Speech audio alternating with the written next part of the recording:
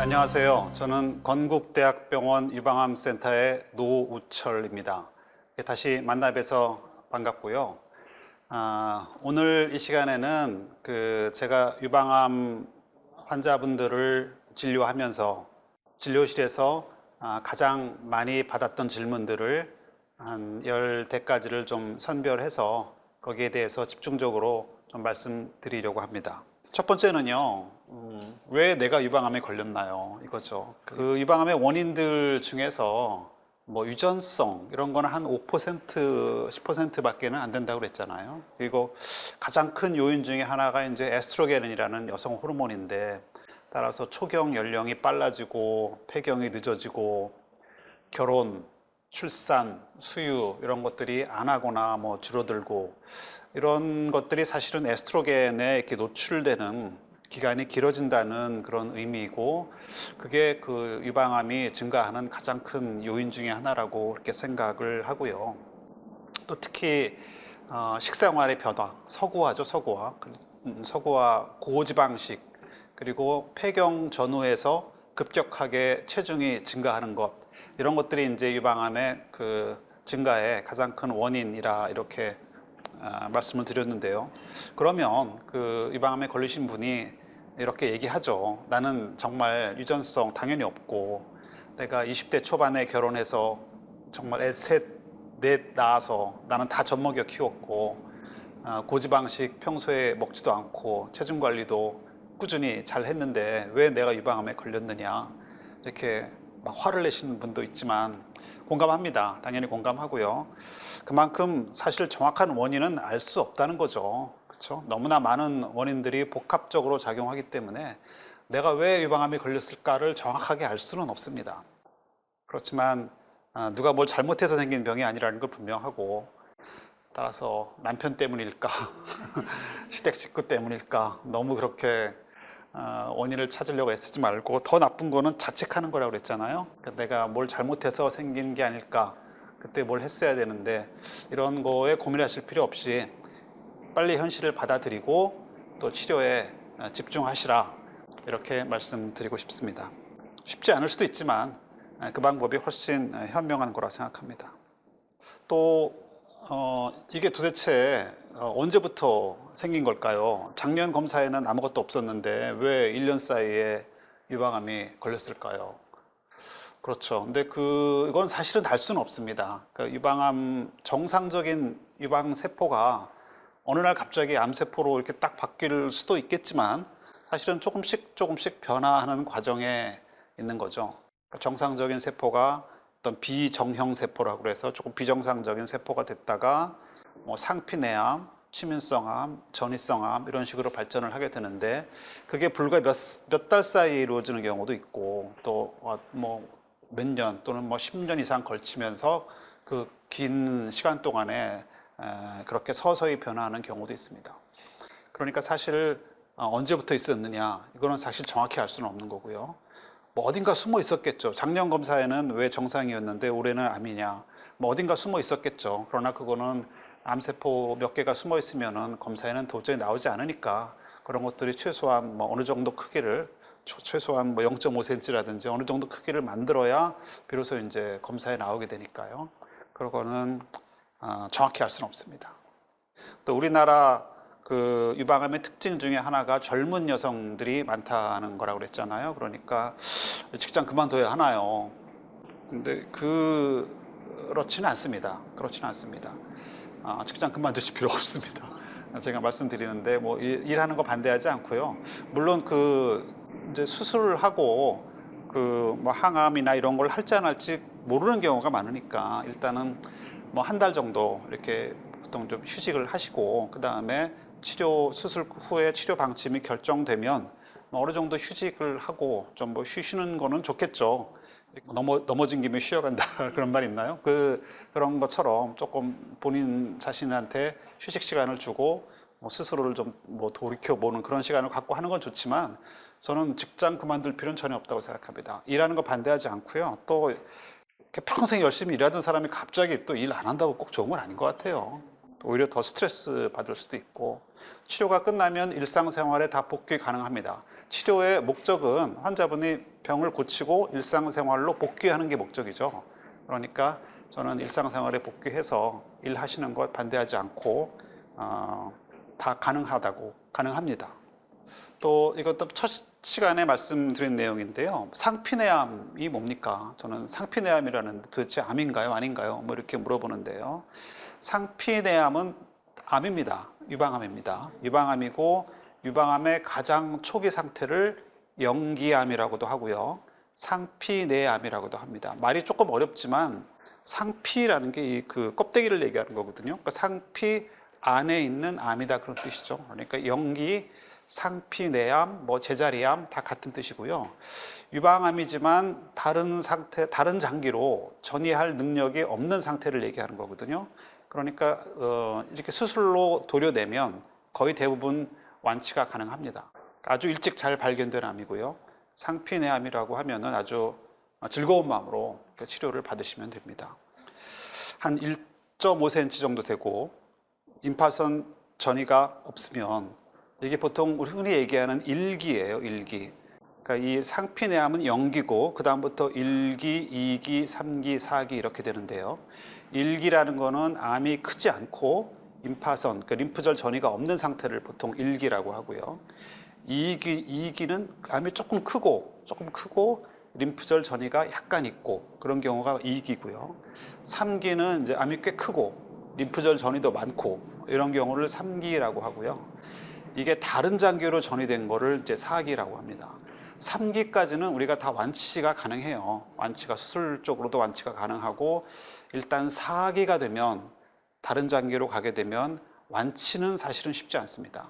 다른 장기로 간 암을 완치시키는 건 쉽지 않지만 뭐 잘 관리하면 얼마든지 5년 또는 그 이상 사시는 분은 굉장히 많습니다. 그러니까 이 질문은 1.5cm 정도 되고 림프절 전이가 없는 1기죠. 1기암은 거의 95% 정도가 완치가 가능합니다. 그러니까 20명 중에 뭐 재발하는 사람이 한 명도 안 된다는 얘기죠. 그러니까 이것도 마찬가지로 정말 완치 가능한 병이니까 즐거운 마음으로 치료를 받으시라 이렇게 말씀드립니다. 유방암도 뭐 착한 유방암이 있고 나쁜 유방암이 있다 뭐 이렇게 들었는데요. 나는 어떤 건가요? 이렇게 여쭤보는 분도 많은데요. 착한 유방암이라는 건 없죠. 착한 유방암이라는 건 없지만 약간 그 성질이 조금 다른 그런 경우는 있습니다. 보통 호르몬 수용체가 있는 유방암이 제일 비교적 치료가 잘 되고 예후도 좋은 편이고요. 허투가 있는 유방암, 허투 양성인 유방암이 사실은 굉장히 공격적이지만 요즘은 이 허투에 대한 표적 치료가 굉장히 발전해서 또 치료가 잘 되는 암으로 바뀌고 있습니다. 또 이러한 허투도 없고 호르몬도 없는 그런 암을 삼중음성암 이렇게 얘기하고요. 사실 삼중음성암이 치료가 조금 잘 안 되는 암 중에 하나인데 역시 마찬가지로 표적 그 항암 치료에는 굉장히 잘 듣는 경우가 많고요. 또 삼중음성을 암을 타겟으로 하는 그런 표적 치료도 굉장히 빠르게 발전하고 있기 때문에 머지않아서 좋은 소식들이 많이 들려올 걸로 생각합니다. 유방암 3기라고 하면요. 3기 그러면은 약간 좀 무서운 생각이 들죠. 3기는 초기가 아닌 건 분명합니다. 그렇지만 아까 말씀드린 대로 완치가 가능한 그 범위 내에 있는 겁니다. 유방과 주변에 있는 임파선까지는 일단은 다 제거가 가능하기 때문에 일단은 완치 가능한 암 상태이고요. 어떻게 보면 우리 몸의 그 면역 상태와 암 세포들이 가장 치열하게 싸우고 있는 그런 상태가 바로 3기라고 생각되는데 역시 좋은 소식은 치료법이 눈부시게 발전해서 이런 경우도 거의 70% 이상 완치가 가능한 그런 경우입니다. 너무 늦은 거 절대 아닙니다. 항암 치료를 왜 꼭 해야 하나요? 부작용은 어떤 것이 있나요? 이런 건데요. 왜 수술 다 제거했으면 끝이지 왜 또 항암 치료를 하자고 하느냐. 그런데 역시 암 세포가 가장 무서운 건 전이고 이 전이라는 거는 암 세포가 일단 그 울타리 상피를 밖으로 벗어나면 어디로 갈지 알 수가 없습니다. 알 수가 없고 더군다나 몇 개가 숨어 있으면 발견할 수 있는 방법도 없으니까요. 그러니까 수술로 암을 다 제거했지만 혹시 우리가 놓친 보이지 않는 암세포들이 우리 몸에 다른 데 있더라도 그 마저 치료하기 위한 그러한 청소 작업이라고 생각하면 됩니다. 이거는 대부분의 유방암에서는 하는 경우가 많아요. 수술하고 한 반 이상의 환자가 실제적으로 항암 치료를 받는 경우가 많습니다. 부작용은 역시 뭐 만만치는 않지만 보통 3개월 또는 경우에 따라서 6개월 정도 진료를 받게 되는데요. 대부분의 항암제가 사실은 머리는 빠져요. 머리 빠지는 경우가 많고, 항암제 때문에 나타나는 부작용은 그러나 항암 치료가 끝나면 다 좋아집니다. 제일 많은 것들은 구역구토가 있고, 또 우리 몸의 면역 상태가 떨어지기 때문에 그런 면역 저하, 그 외에는 뭐 변비, 뭐 설사, 피부 질환, 뭐 잇몸 질환 여러 가지가 있습니다만은 다 조절 가능합니다. 조절 가능하고 다 돌아오니까요. 항암 치료하는 기간은 조금 힘들지만 저도 못하는 사람은 없다 이렇게 말씀드립니다. 70, 80 먹으신 노인분들도 다 하시니까 다 이건 하셔야 된다 이렇게 말씀드리면은, 요즘은 정말 못하는 분은 거의 없어요. 그리고 이렇게 도와줄 수 있는 그런 약제들이 워낙 발달해서 생각보다 그렇게 어렵지 않게 항암을 받는 분들이 훨씬 많습니다.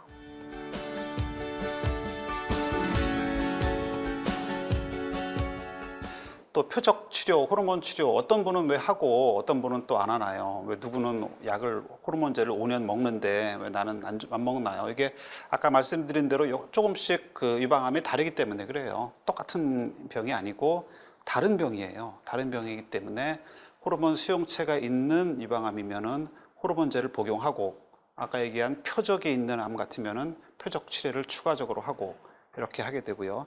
유방암이라는 병명은 유방암이지만 실제적으로 전혀 다른 병이 몇 가지가 있습니다. 거기에 따라서 치료가 달라지는 경우가 있고요. 또 치료가 사실은 어느 정도 다 표준화되어 있습니다. 어떤 그 기관이나 의사에 따라서 치료가 완전히 달라지는 그런 시대는 아닌데 조금씩 다를 수도 있어요. 왜냐하면 치료 방법이 한 가지만 있는 게 아니고 조금씩 다를 수도 있습니다. 그래서 어느 병원을 갔더니 수술을 먼저 하자고 그랬는데 왜 어느 병원을 갔더니 항암 치료를 먼저 해서 뭐 줄여놓고 수술하자고 그러더라. 이거 누구 말이 맞느냐 뭐 이런 질문도 많이 받는데, 그게 꼭 답이 한 가지만 있는 건 아니에요. 그게 약간 그 병원이나 또 의사에 따라서 자기 선호하는 치료가 조금 다를 수도 있고요. 또 줄여놓고 수술을 하자는 걸 이제 선행화학요법이라고 하는데, 요즘은 그거를 많이 하는 추세에 있습니다. 많이 하는 추세는 그 항암 치료를 해서 줄여놓고 수술을 하게 되면은 수술 범위를 줄일 수 있는 그런 장점이 있다는 것과, 또 실제적으로 항암 치료를 하면서 얼마나 잘 줄어드는지를 볼 수 있잖아요. 거기에 따라서 치료 계획을 조금씩 달리 할 수 있는 그런 치료인수들이 있기 때문에 이런 선행화학요법을 하는 그 비율이 조금씩 늘어나고 있습니다. 그렇지만은 뭐 꼭 어느 거 하는 게 꼭 뭐 이거 맞고 이거는 틀리다 뭐 이런 경우는 별로 없고요. 조금씩 병원이나 의사에 따라서는 약간 차이가 있을 수도 있다, 이렇게 설명을 드리겠습니다. 45세 젊은 여자, 비교적 젊으신 분이고 항암을 치료받았는데 그전에는 정상적으로 쭉 생리를 했었는데 생리가 없어졌어요. 항암하면서. 어떻게 된 건가요? 이게 폐경이 된 건가요? 우리나라 여성 유방암 환자들의 특징이 젊은 유방암 환자가 많고, 그러니까 폐경 전 유방암 환자분들이 많죠. 또 폐경 전 젊은 유방암은 암세포가 조금 더 공격적인 경향이 있습니다. 연세 드신 분의 유방암에 비해서 젊은 유방암은 암세포도 조금 더 공격적인 경향이 있어요. 그리고 또 젊은 유방암 환자들은 출산이나 이런 문제도 걸려 있고, 수유, 또 사회적인 그런 활동이 굉장히 왕성한 시기잖아요. 그래서 치료도 사실은 더 복잡한 그런 경향이 있습니다. 그래서 우리나라 유방암, 특히 젊은 유방암 환자들의 치료는 조금 더 많은 거를 고려해야 되죠. 생리가 없어지는 거는 항암 치료 때문에 난소 기능이 떨어져서 그렇거든요. 난소 기능이 떨어져서 생리가 없어지는데, 그게 일시적으로 없어지는 경우도 있고 또 그냥 완전 폐경이 오는 경우도 있어요. 그러면 좀 젊은 나이에 폐경이 되면은 어떻게 될까요? 폐경 증상이 좀 심하게 나타나죠. 그러니까 자연스러운 폐경에 비해서 젊은 나이에 갑자기 나타난 폐경은 좀 더 갱년기 증상이 심하게 나타나는 그런 경우가 많습니다. 그렇지만 유방암 치료만 놓고 보면 폐경이 되는 게 좀 더 유리할 수도 있어요. 왜냐하면 에스트로겐이라는 호르몬이 가장 중요한 거라고 그랬잖아요. 그래서 이 장단점이 있습니다. 그러니까요. 폐경이 옴으로 해서 약간 조금 유방암 치료에는 도움이 될 수도 있지만 또 갱년기 증상 때문에 조금 힘들어할 수도 있죠. 뭘 먹어야 하나요? 뭘 먹지 말아야 하나요? 제일 많이 받는 질문입니다. 사실은 제일 많이 받는 질문이고 의사들끼리도 생각이 다를 수도 있고 그러니까 일반적인 암 또는 일반적인 건강식과 사실 비슷합니다. 그러니까 가장 중요한 건 균형 잡힌 식단이고요. 균형 잡힌 식단. 한두 가지 음식에만 집중적으로 의존하는 그런 식단은 반대합니다. 그게 상식적으로 건강에 좋을 리도 없고 유지도 불가능하죠. 일단 유지도 불가능하기 때문에. 그렇지만 꼭 중요한 거는 적정 체중을 유지해야 된다는 거죠. 적정 체중을 유지하는 게 가장 중요하고요. 뭐 요즘에 그 패스트푸드라 너무 고지방식 이런 거는 안 좋겠죠. 이런 건 안 좋고 또 여러 가지 보조식품, 뭐 콩 종류 먹어도 되나요? 인삼 먹어도 되나요? 됩니다. 다 되고요. 또 밀가루 먹어도 되나요? 다 됩니다. 안 될 이유가 없어요. 그러나 뭐 한두 가지 식품만 계속 먹는 거는 물론 좋을 일은 없겠죠. 제가 제일 흔히 보지만 잘못하는 그런 식생활, 암 환자들이 하는 거 한 가지만 예를 들면요. 평소에는 뭐 그런 인스턴트 식품, 뭐 고지방식 이런 거 많이 드셨어요. 그리고 약간 과체중이고 그러다가 이제 유방암을 진단받고 수술 받았습니다. 그리고 이제 항암을 해야 돼요. 항암을 하는 과정에는 사실은 항암제가 굉장히 많은 단백질들을 깨트리기 때문에 고단백을 섭취해야 됩니다. 고기도 드시고 생선도 드시고 다 드시라고 하는데 평소에 그렇게 드시는 분이 이제 안 먹어요. 왜냐하면은 내가 그것 때문에 암에 걸렸을 거라고 생각하고 이제 나는 채식만 한다. 근데 항암을 해야 되잖아요. 그러면은 이제 항암 주사의 부작용을 채식만으로는 견디기가 힘듭니다. 그러니까 이제 중간에 면역 상태가 떨어지고 그러다 보면은 또 항암 치료를 중단하고 용량을 줄여야 되고 이런 부작용이 생기죠. 그러실 필요 없다고 아무리 얘기해도 잘 안 들어요. 그리고 일단 항암 치료가 어쨌든 끝났어요. 한 6개월 지나면서 힘들게 끝났고 치료가 이제 어느 정도 잘 돼가는 것 같으면 본인이 옛날 식생활로 다시 돌아가는 겁니다. 이제 어느 정도 치료가 됐다고 생각하고 그래서 한 항암 치료 활동하는 채식주의자가 됐다가 다시 고지방식도 먹고 인스턴트 식품도 먹고 술 좋아하시는 분들은 술도 다시 드시기 시작하고 사실은 이 반대로 돼야 되는 거거든요. 반대로 돼야 되는 거거든요. 항암 치료하는 동안에는 오히려 그런 식품들을 많이 섭취하되 이게 치료가 끝나고 어느 정도 그 이제 추적 검사 기간이 되면은 오히려 그런 식으로 자기 생활 태도를 바꾸는 게 좋겠죠. 이거는 근데 워낙 많은 분들이 이렇게 하기 때문에 제가 또 이 자리에서 말씀드리겠습니다. 또 유방암 중에 많은 분들이 일단 유방암 하면 유전성 이런 걸 생각하시는 것 같아요. 유방암 유전 이렇게 딱 생각하시는 분들이 많은데 실제 어떤 유전자의 이상이 있어서 생기는 유방암은 전체 유방암의 한 5%, 많아도 10%가 안 돼요. 그러니까 적은 숫자가 많은 숫자는 아니라는 얘기죠. 가족력이 있다고 해서 다 유전성 유방암은 아니에요. 왜냐하면 가족이라는 거는 어떻게 보면 비슷한 그런 식습관, 식생활을 공유하고 있잖아요. 그러니까 질병도 조금 비슷하게 나타나는 경향이 있고 그렇다고 그게 유전성은 아닙니다. 유전성은 정말 유전자 검사를 해서 우리가 이제 브라카라는 유전자의 이상이 있는 경우를 유전성 유방암이라고 하는데요. 그렇다면은 이상이 있으면 당연히 가족들도 검사를 받아야 하고요. 그 가족들도 특별 관리를 받아야 합니다. 그러니까 어느 병원이나 요즘에는 그런 유전 질환, 유전성 유방암, 유전암 클리닉 이런 것들이 있고 거기 가면은 그런 유전 상담사분들이 이제 다 지도를 해드릴 거예요. 자녀분들 가족분들 누구누구는 검사 받아야 되고 누구누구는 할 필요 없고, 만약에 거기에 이상이 있으면 유방암을 위해서, 예방을 위해서 뭐 어떤 치료를 한다든지 좀 더 검사를 자주 받아야 한다든지 적절한 그런 그 가이드라인에 따라서 치료를 받으시면 됩니다. 수술 받은 지 전 5년이 지났으니까 이제 완치된 거 아닙니까? 빨리 완치 판정해 주세요. 이런 말 많이 듣는데요. 사실은 의학적으로 완치란 말은 잘 쓰지는 않아요. 제가 유방암은 완치될 수 있는 병이라고 지금까지 얘기해놓고 왜 완치라고 안 하시느냐 이렇게 생각할 수도 있지만은, 왜냐하면 이제 정말 흔하지 않지만 유방암은 5년, 10년, 심지어는 20년 지나서 재발하는 분도 있어요. 재발하는 분도 있기 때문에 유방암은 완치다, 의학적으로 완치다 이렇게 잘 얘기하진 않지만, 일반적으로 한 5년 정도 지나면 어느 정도 한시름 놓은 게 아니냐 이렇게 생각할 수 있어요. 그렇지만 유방암 중에서도 특히 호르몬 수용체 양성인 유방암은 조금 순하다고 그랬잖아요.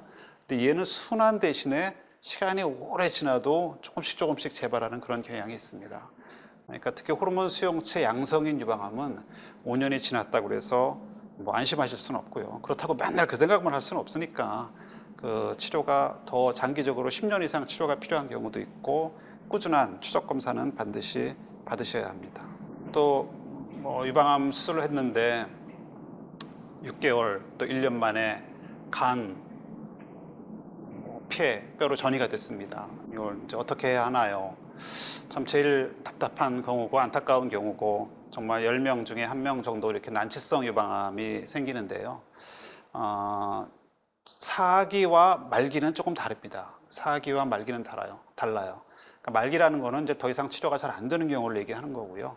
전이가 됐다고 해서 말기는 아니고요. 실제 뼈로 전이된 유방암은 뭐 5년 이상 이렇게 생존하시는 분들도 많이 있으니까요.